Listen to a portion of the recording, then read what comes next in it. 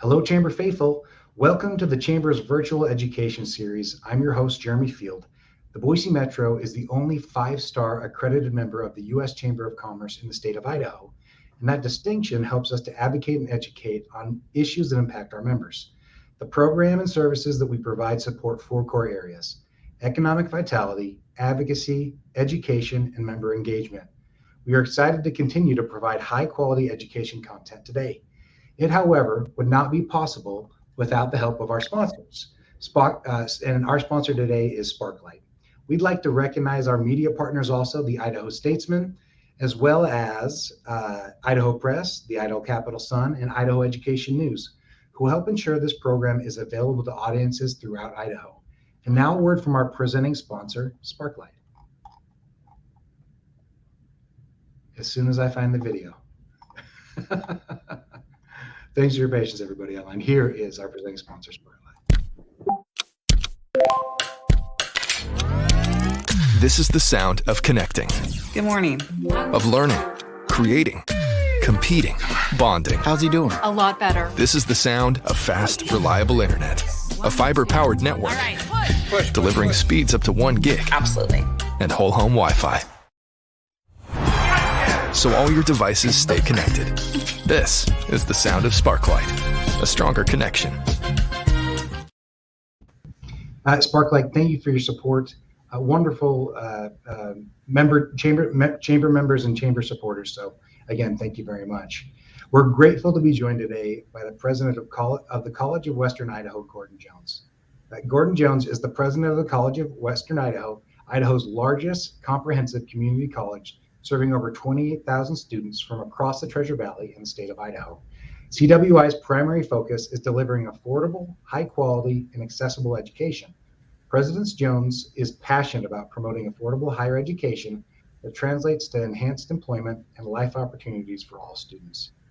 Prior to CWI, Jones served as the founding dean of the College of Innovation Plus Design at Boise State University from 2015 to 2021. From 2010 to 2015, Jones worked at Harvard University, serving from 2011 as the Evans Family Foundation Managing Director of the Harvard Innovation Lab. Jones has several years' experience teaching at Bentley University in marketing and entrepreneurship as an adjunct. He started his education career as a high school math teacher in rural Arizona. His higher education career has focused on innovating and maximizing the value proposition of public higher education and serving students and communities. President Jones received his Master's of Business Administration degree from the Stanford University Graduate School of Business. He also holds a bachelor's degree in economics and political science from Brown University. We are so grateful that he's joining us here today. And we were able to visit just a little bit before this program started.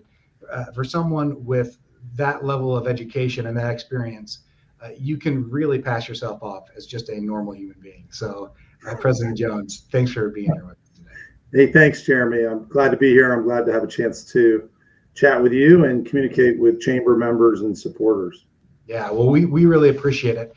Maybe, obviously, I read this background, but can you tell us just a little bit about how you grew up, what inspired you to do the studies that you did, and kind of the path to CWI?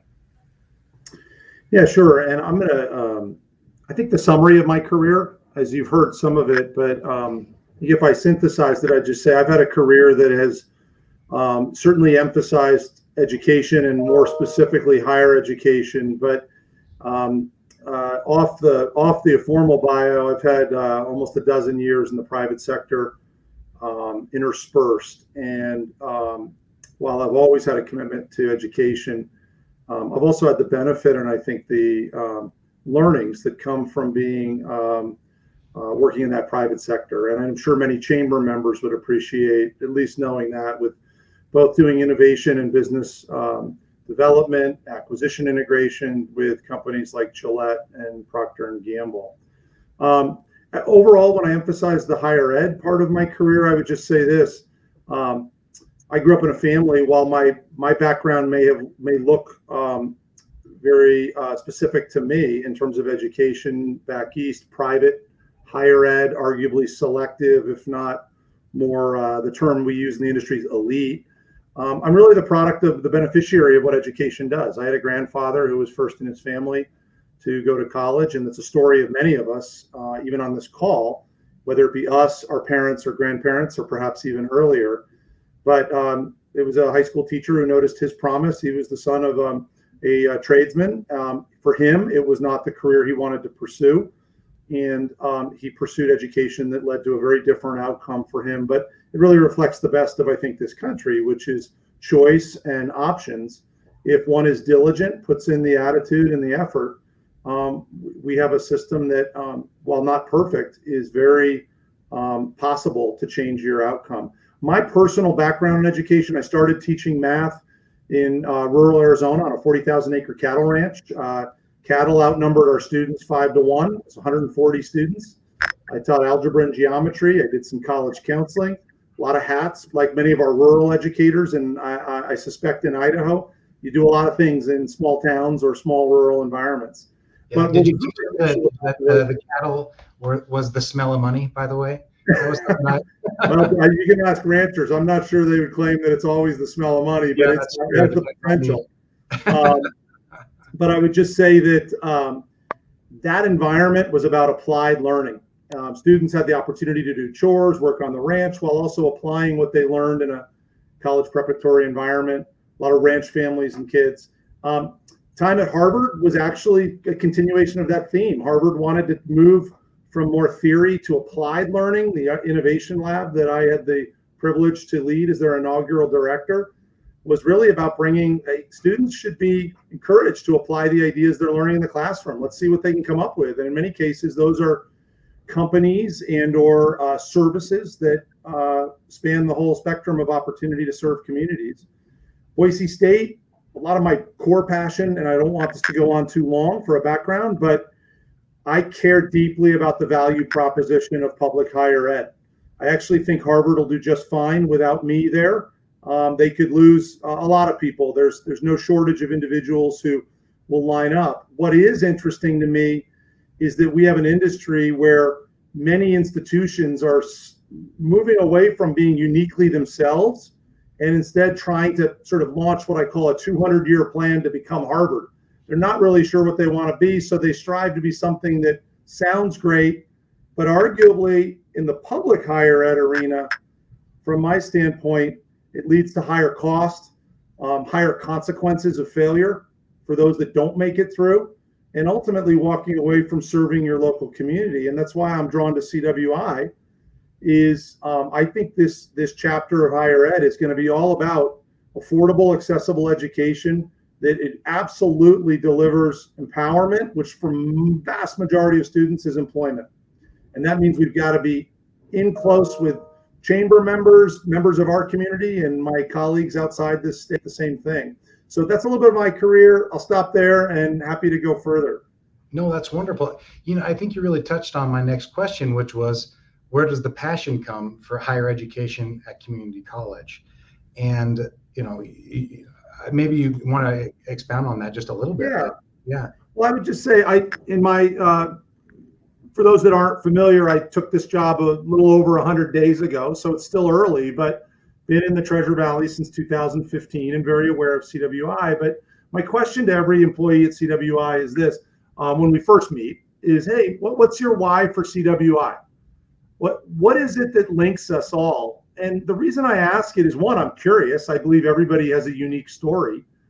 But underneath it all is this idea that I believe that it's when we're connected to the mission of our organizations where real thriving and impact can be outsized or enhanced. When I care deeply, and I know I have a group of colleagues and from faculty, staff, administrative leadership, I get very clear answers, which is I care deeply about students who are stepping into trusting the higher ed system to get them to where they want. They want economic and social mobility, and they want, which is really a fancy way of saying the American dream. And while again, I don't think it's a perfect existing system, I think that higher ed today has to answer this question. We are one of the last nodes or doorways or conduits to economic and social mobility. and we've got to deliver. And the statistics in our industry leave room for improvement. Let me put it that way. U.S. Department of Education nationally at our four-year institutions, I hate to say it, but I like to call things 2020. 1 out of 2 students roughly who start don't graduate in 6 years. That means 1 out of 2 don't make it. I don't know how many chamber members organizations will survive if 1 out of 2 customers aren't satisfied, plane doesn't get there, the car, the service. We have work to do, and I'm worried that too many institutions get distracted by effort and not encouraging each other to recognize the hard work we're doing, but that we also ultimately are measured by our outcomes and by the specifically students and their goals. So I think community colleges have always been there. We're $3,300 a year, $3,300 a year. That is incredible value represented in cost. We deliver jobs that on par have everywhere from $60,000 to $100,000 in salaries. If I just think of several, from nursing to gas pipeline technicians to supply demand planners at an Albertsons, you go down the list of employers that have approached me saying, and I asked them, how much do these people make? Oh, that range I just said, 60 to 100. That's incredible return on investment. That's incredible economic and social mobility potential. And you can do it in 2 years. And then you can decide from there where your life and the choices you have, because you're now empowered, can go. No, I love that message. And I can't think of a better marketing message for why people should look to CWI, especially, I was in this situation, just, relating it to myself. I remember getting out of high school, and my first 2 years were generals because I had no idea what I wanted to do. And if I could go back in a time machine, I wish my first 2 years were diesel mechanic, welding, something that had provided me with a trade that would have helped me pay for the rest of my education as I figured out what I wanted to do as I got older. And I just love like you said, the empowerment that you give to your students, the capacity that they have to evaluate their life while they're able to earn, and without the giant student debt that can come. Well, and Jeremy, what you're calling out that I think listeners and viewers would instinctually recognize is the cost of going to higher ed has grown exponentially relative to household income since the mid-90s. So the reason I would argue this is becoming such a pressing issue, and it wasn't prior to roughly mid-95, is because the true cost and of the family's budget, it didn't require as significant an outlay of family dollars. It's become significant, and the facts bear that out. Anyone can Google rising cost of higher ed and see the charts. Generally, the cost of higher ed is outstripped, borne by students and parents. It's outstripped average household incomes 2 to 3 to 1 since the mid-90s. And I think given the fact-based audience that I hope is viewing here, I think they would appreciate understanding that's a trend that has changed the game, the landscape. And that's why I think institutions need to respond accordingly, not just go postures that look like either what happened or we're immune to that because we're hoping that outside funders will just sort of fund us and whatever the cost is, it is. Those are not postures I want for CWI. I think we have to be asking ourselves to have solutions that meet for students and for employers. No, I love that, and I appreciate that. I want to touch a little bit. You talked about the why. What's your why at CWI? It's a student-driven mission. Can you tell me a little bit about how CWI's dual credit program can impact and help prepare high school students for college? Yes, and again, I always like context. So for viewers, we're roughly, I think you said 28,000. We're actually up around 29,000 students. 21,000 of those students are doing classes at CWI that are academic, meaning they get a transcript. And of those, about 11,000 of the 21 are doing dual credit. We also do career and technical education that looks like, HVAC, plumbing, metal fabrication, machinery, the very high earning and high need skills. We also do transfer to four-year colleges. But the dual credit is where students in high school have a highly affordable way. I believe it's around $75 a credit hour to earn credit that is recognized by any college in Idaho if you're taking what are called core curriculum, or the technical terms GEM stamped courses. And that is an opportunity for those students that want to, again, this is all you could be a student who's really ambitious and running ahead, and you want to get that credit so you can perhaps reduce the amount of time you have in college, but it's also your own intellectual curiosity. Or it could be just a really savvy student who recognizes this same this same core curriculum class is going to cost me $375 for a credit. And if it's a 3 credit hour class, that's over $1,000. I can get it for $150 in high school. That's savvy, smart thinking. And CWI is at the forefront. We're the largest provider, meaning we're training teachers in high schools, and we are the transcriptor for over 11,000 students here in the Treasure Valley to realize that that opportunity. And I highly recommend viewers, because this is a complicated field. It's not easy to understand higher ed, and that's partly one of, I think, the impediments for people to make informed choices. But the dual credit is something, if you're an Idaho resident listening, go Google that, take a look, and try to familiarize yourself and see if that might be a fit for you or your student. If you're wanting to just talk to somebody, do they call their local school administrator, reach out to the district office? What's the best way for them to just be able to talk to somebody if they're more of a talker than a reader? I like to be as straightforward as I can. I would just say, look, at worst case scenario, call the admissions office at CWI and just ask, who could I talk to about dual credit? That's the faster path to having somebody work with you or try to help you figure out who in your school or what the next step might be. You're welcome, of course, to talk to your high school principal or administration in your town. I encourage that. But it may not be, I don't know who people would talk to. Sometimes you may hit the wrong person, and it may be a multiple conversations. But I know if you call our admissions office, you would end up with somebody who could help guide you to the right person or be a resource to work alongside you to get that answer. That's wonderful. Thank you, President. One of the other things I want to talk to you about is, you obviously have a vision for where you see the needs and the opportunities in education. The campus is going to be going under, or maybe it is, or you'll let me know, a visioning process. And I guess it's a 9-month-long process. Can you walk us through what is going on right now as you look to CWI's future and the role it will play in education here in Idaho? Well, when you say campus vision, there's kind of two things. One is our actual physical campuses. The other, and it's the same term, is we're simultaneously, like any good organization, we're examining ourselves from a strategic perspective. Where do we need to continuously improve to meet student needs? That looks like retention, recruitment, employability. I'm going to take, and you feel free to interrupt me, I'm going to take the question more as the former about our campus and the kind of facilities that we've been envisioning. Is that the right doorway to walk through, Jeremy? Yeah.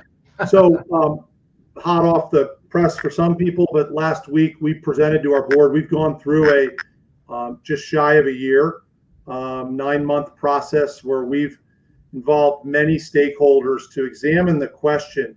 CWI, founded by voters in 2007. It was roughly a year later when classes started up. Here in the 14 years, 13 academic years we've started, we have in 13 years become the largest measured in headcount institution higher ed in Idaho. That's incredible growth, and those leaders on this call will understand growth, outsized growth can be very hard to digest. And so as an organization, our answer was very appropriate in the last 14 years, but we went and signed a lot of leases. We have what I call a distributed campus model. We have offices in Boise. We have offices in Nampa. We have them sort of spread out. Our real vision is saying, hey, as we grow, what's critical? And we believe a dual campus with more congregated facilities, meaning co-located. We have 12 acres in Boise, right down on the Whitewater, right around Whitewater, and we have roughly 100 acres in Nampa off Garrity Boulevard. We've decided strategically, we believe investing in those two spaces in collaboration with our community. In some cases, it may be private developers. We want to create the facilities that make first-rate learning, technology enabled, expand our capacity to create really important professions from RN nurses to medical assistants to we're doing horticulture, urban ag, you've got viticulture, you've got obviously a burgeoning hops industry here.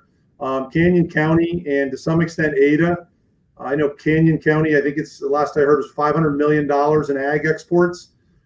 We are at the center of that, this Treasure Valley, and we're a really special place with the complexity of our economy. And CWI wants to serve those. So we are going to be building. You're going to see more of that. Our board approved that last week, and it's going to be a strategic move to start to co-locate and give our students the chance to be more around the learning, the faculty, and each other than some of the more distributed model. That doesn't mean we will still have some facilities that are more satellite, but we're going to emphasize the Nampa and Boise campus with service to the whole Treasure Valley through satellites and online. Would you mind talk to me a little bit more about the public-private partnerships? Because that's something that I think is one of the neat model when I think about universities doing things that really are preparing people for a job after their education. I often think about kind of the unique partnerships there are between the private sector looking for certain sets of skills and public education. Maybe can you speak to that just a little bit more? Yeah, I mean, you're on to the other key theme, I think higher ed and CWI is very committed to, which is I don't think we can no longer can higher ed afford to focus on its mission as being helping students get 120 credit hours and a diploma and waving goodbye at graduation.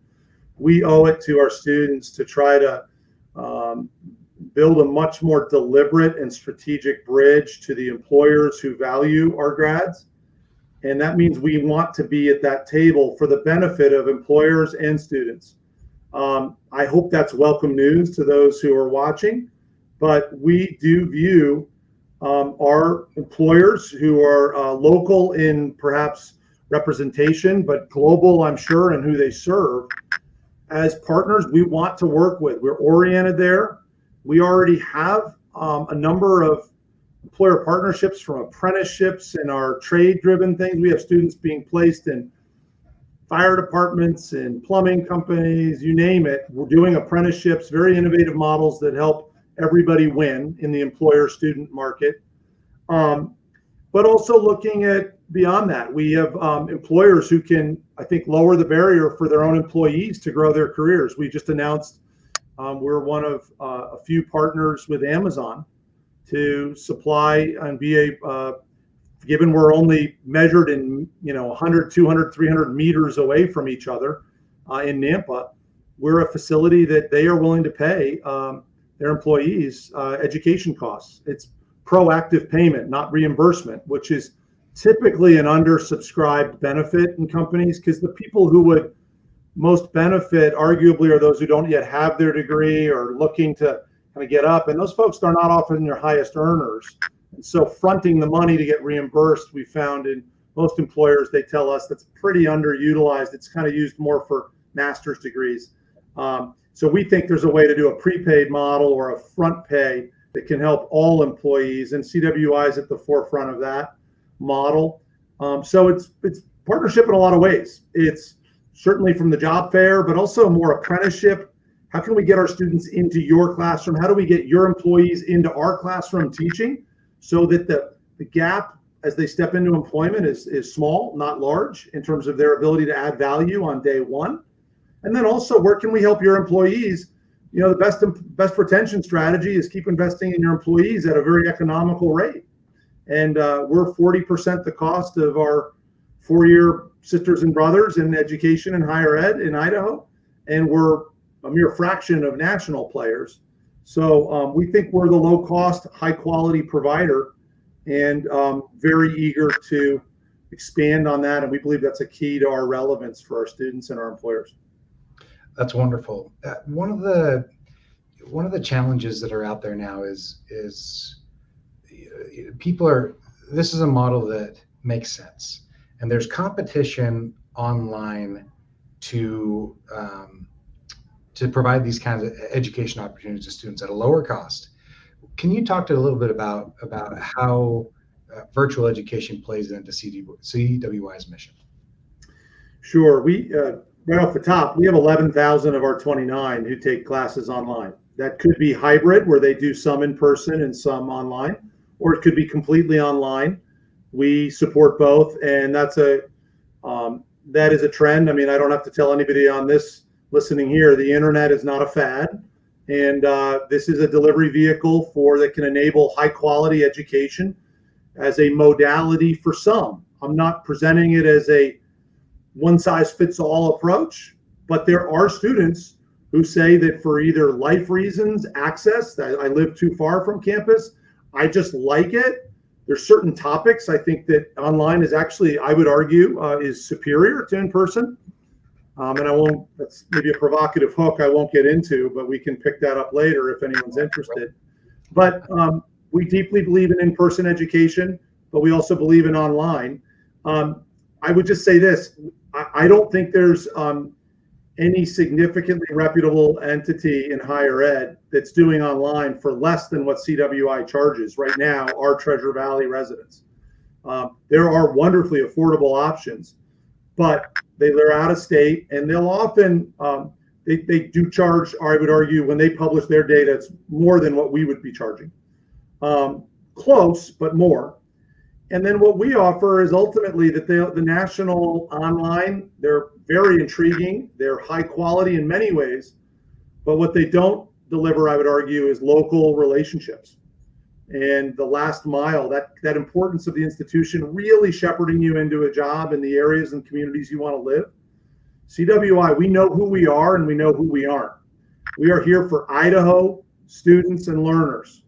We are standing fully committed to highly affordable quality education that leads to employment. We're not doing significant research in cutting edge fields that might be the next way we solve cancer or how material science occurs. It's just not what we do. There's other institutions that may do that, and that's a wonderful option. We celebrate those. But if you're looking for that pathway to employment with a significant return, I would say we are the best value I've ever come across. And I look at this industry nationally for the last dozen years and beyond. Community colleges, and more specifically CWI, we got the right formula. We just need to obviously keep trying to do what we do better, because we're never there yet. I like that idea that you're never there. Every successful organization is always looking at where they are, comparing themselves to where they want to be. But I love that you're grounded in knowing what you want to be and not what you don't want to be. That's interesting to me. Can we go back though to what are some of those areas where you believe that online education offers a greater opportunity than on-hand in-classroom experience? Sure. I don't want to bore anybody, but I would just say this for those that are willing to stick with this answer. When I've talked to colleagues across higher ed, I've found the most interesting provocative thought is, listen, when I'm teaching, and I've taught in the classroom at graduate, undergraduate levels, high school, every teacher, whether they know it or not, they have to decide on a spectrum of students in front of them. Am I going to teach to the slower learner, the middle learner, or the advanced learner in my classroom? What's the speed? What's the pace? And it's not simple to try to sort of meet everybody where they're at.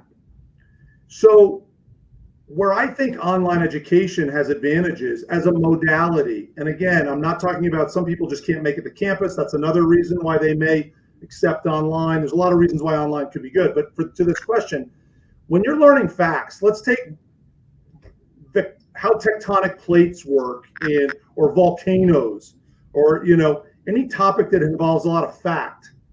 I think online is phenomenal because your slower learners can slow down the content. They can watch it again. Your faster learners can accelerate right along and know that they've got what they need. Individual pacing with facts and more memorization is, how desert varnish occurs, the oxidization of iron in southwestern desert rock. I happen to remember that from college as an aside. But that is the kind of thing that I would argue online can satisfy various learning styles in a more eloquent way than in a classroom where somebody's asking me to repeat that, but somebody else rolls their eyes because I already know this. Why am I sitting here? This is a waste of my time. Now obviously that sort of, example aside, that's where I mean that I think we sometimes view online as a substitute for in-person. And I think these are about moving forward. We're going to have both modalities in play. And as higher ed, we have to get comfortable with that because our initial reaction was rejection. We fundamentally viewed it as an inferior modality, as imperfect. And you can go read the critiques of the early iterations. But I can tell you it's going to continue to gain velocity and excellence in what it offers. Again, in-person is superior for applying your learning. Let's talk about how somebody gets fired in a company. What are is it a dereliction of duty, or were they late to work? Who wants to speak up? When you're then getting into the unstructured spontaneity of a classroom, classrooms win all the time.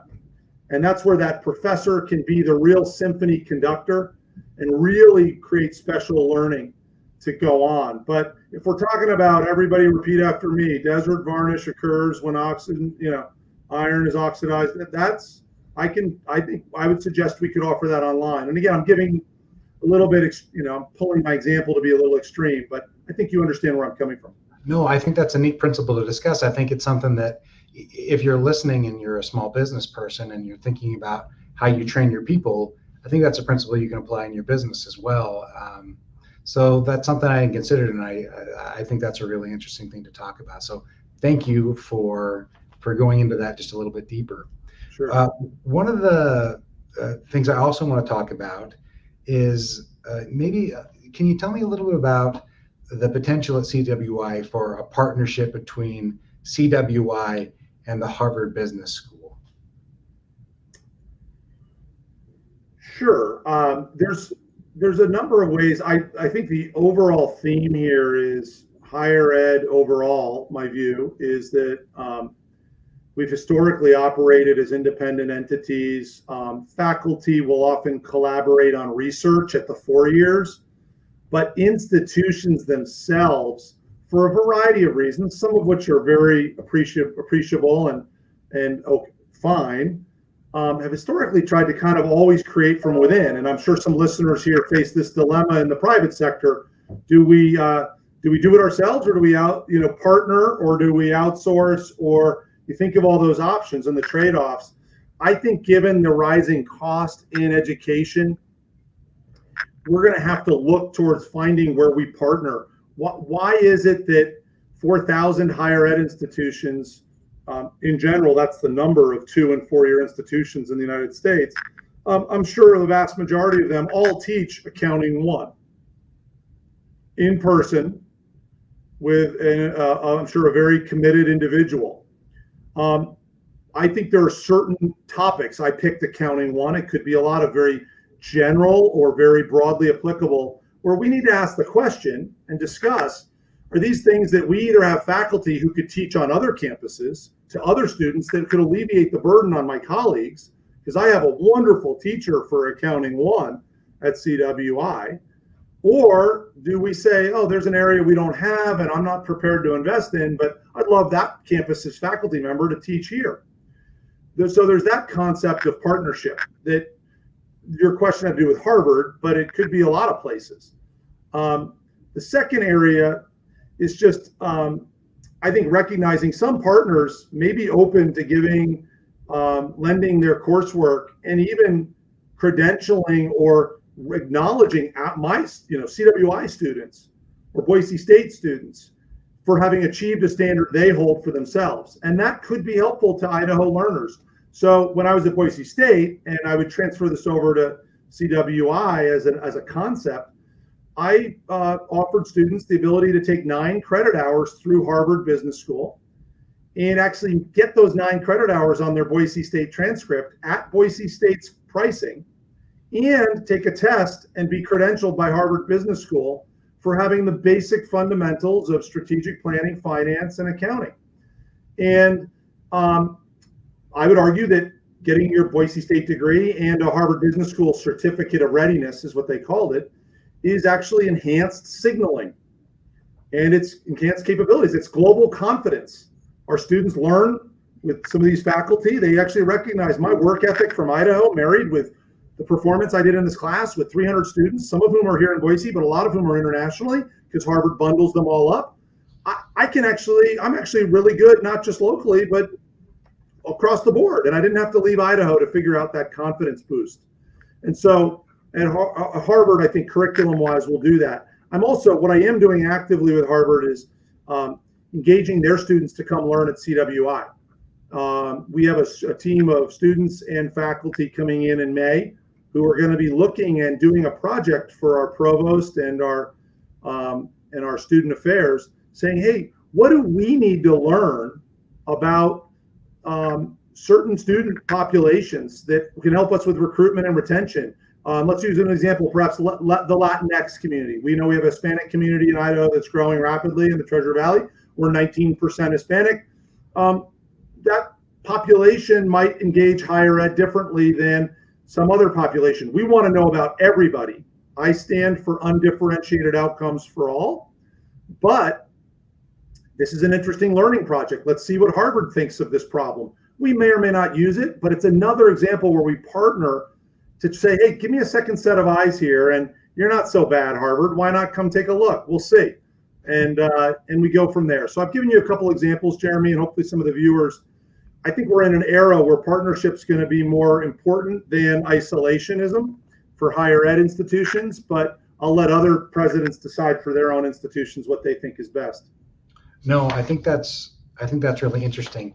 Can we talk a little bit more about that specific demographic, the Hispanic demographic in Idaho, because it is our largest minority, and how can we, and I guess how does CWI want to look at that community and help them engage? When you talked about just retention in general of half the students not succeeding, how do we make sure that demographic, that minority in Idaho, has a higher rate of success, giving the whatever special dynamics exist there when they come to CWI? I think, first of all, I have to preamble with the idea that I'm here for undifferentiated outcomes for all our students. I want every student, regardless of where they're coming from, to have the same, we're shooting for, and we focus on the idea of undifferentiated metrics for all. That being said, like any good organization, whether you're Idaho Power, whether you're a small business, or whether you're CWI, it's imperative that we know and understand our students. And not everybody approaches education, or for that matter, again, for viewers, your product or service the same way. And so knowing that this is a high growth population, we want to be in the front of learning and knowing how a population like our Hispanic population views higher ed. And that's what motivates this example. We simultaneously are also talking to other student groups through surveys, through insight, to understand, is CWI working? Where can we get better? And it's like any smart organization. We aspire to be the best, but we never believe that we've arrived. And I think that's smart posture to have for any organization. We have to celebrate the effort. We have incredibly committed people, but we're never done. The work is never done. That's why we're due tomorrow back at the desk or in the community. The Hispanic community to me is at a different level. It's about the promise of what American higher ed is. It's a place where, whether it be in the 1840s or late 1800s, the immigration from Ireland, immigration from other countries, from Italy, Poland, you've seen waves arrive on our shores. How do we make sure that the integrating and empowering vehicle in this country is higher ed? It's a way for people to have a productive development, to be a participant in this economy that's so the envy of the world. Americans' ingenuity, our innovation capacity, our ability to adapt. This is not globally, universally done. And I think it's our higher ed institutions that, if they're functioning well, can deliver on that. The catch is if they're functioning well, because if they're not, back to that 1 out of 2 statistic I mentioned earlier, we do run the risk of having people feel like they had dashed dreams, not realized dreams. And that's where I think I take that seriously at CWI, and all of my colleagues do. We are stewards of people who are making a significant financial investment, even the low cost of CWI. And for many of, we're 60 to 70% Pell eligible at CWI. That means lowest income amounts. And I think we need to recognize, we really are sobered by the recognition. People are putting big bets, and we want to deliver on that. We don't want to just say, oh, thanks for making the bet and hope it works out. That's not our posture at CWI. I love that. I remember graduating from the 4-year university. One of my favorite professors saw me looking at the job board in the student union building, and he said, Jeremy, we promised you a great education. We didn't promise you a job. And I remember how much that sunk in. Well, I'm glad it worked out for you. I hope there weren't too many other classmates looking at the same board. Oh yeah, I know it was, but yeah, that's really the focus. Like, what's the next step? We want to get you into gainful employment. In May, obviously significant time for you on the campus with commencement. What's happening with preparations for commencement? I don't know a college president that doesn't love the time of May, June, when graduations occur typically across this country.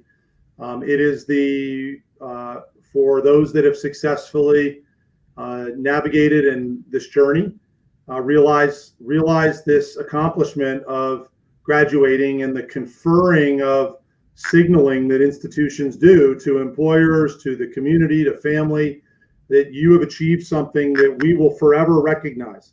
It cannot be taken away from you. We are here to back. We got your back in terms of certifying what you've achieved. And so it's a celebration. We have our graduation coming up.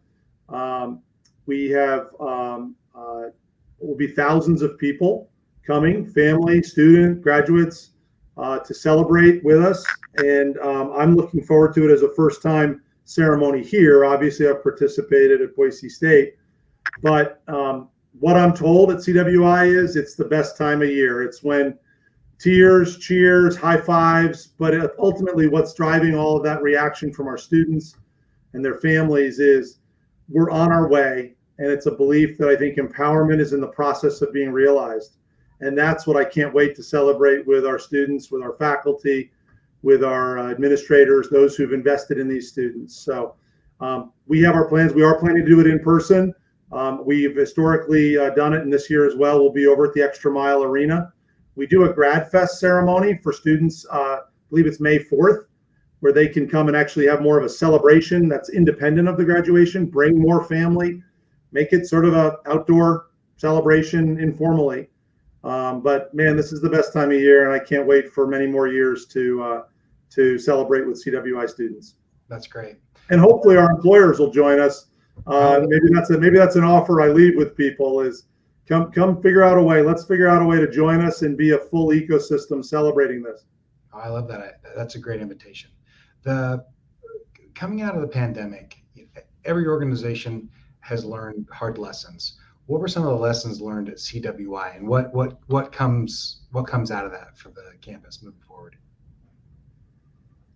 I think I'm going to answer it with my first blush reaction. It doesn't mean it's my deeply held conviction, but I do think it's built on a cumulative experience. It's a statement I had an old colleague used to say, stormy waters favor strong swimmers. And this pandemic has been a true once in a hopefully lifetime, sort of a black swan event, might be a term people are familiar with. And it really challenged, I believe, everybody to the core. And I think there's one lesson is that the hard work we do can be hard, and it really draws on a lot of energy reserves, and really you can't stop despite the challenges, I think, is the lesson. And at the same time, as a leader, we have to make sure that people get acknowledged and recognize that there is a burden or a tax that's being occurred, because life isn't just hard for work. It's hard for getting kids to school. It's hard for maintaining normalcy in other quadrants of life, keeping your personal health up. And so I think the learning is we can't stop, but smart leaders know how to also make sure we don't lose sight of just asking people to give. How do we at least acknowledge the hard work and find a way to culturally have us prepared, because life is a marathon and careers are marathons.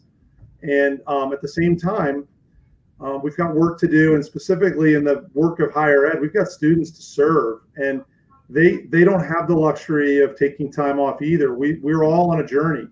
So it's a more philosophical answer. It's not a tactical answer, Jeremy, about what the learning is. I guess the tactical answer would be, we've always had a conviction in online, but I think the pandemic accelerated the use of technology.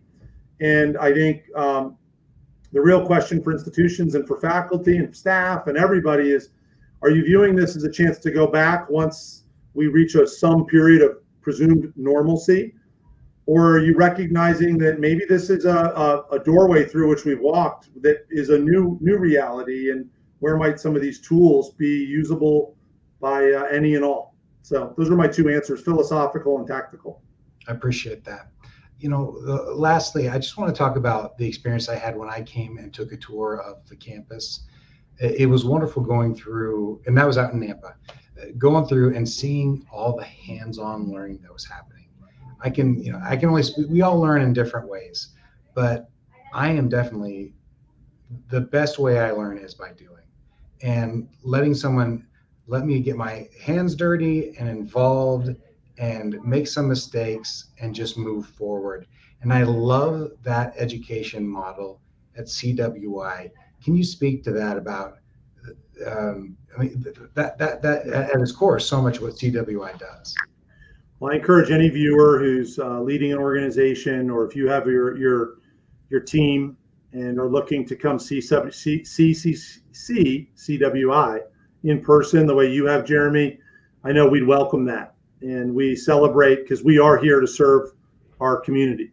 And employers all welcome, and love to meet with you. But look, I think core to community college, core to many of our students, education is the idea that every student, well, I would say to all students, should be the idea that you can, every student should be able to apply the ideas they learn in the classroom, whether you're an English major or whether you're a HVAC apprentice. We live in a world of applied ideas unless you are a basic researcher or perhaps going to make a full-time future in thought leadership only. But the vast majority of citizens find their contribution in applied arenas, the work of doing. And I think that when you're able to learn a concept, put it into practice, learn some more, put it into practice. We're big fans of that at CWI.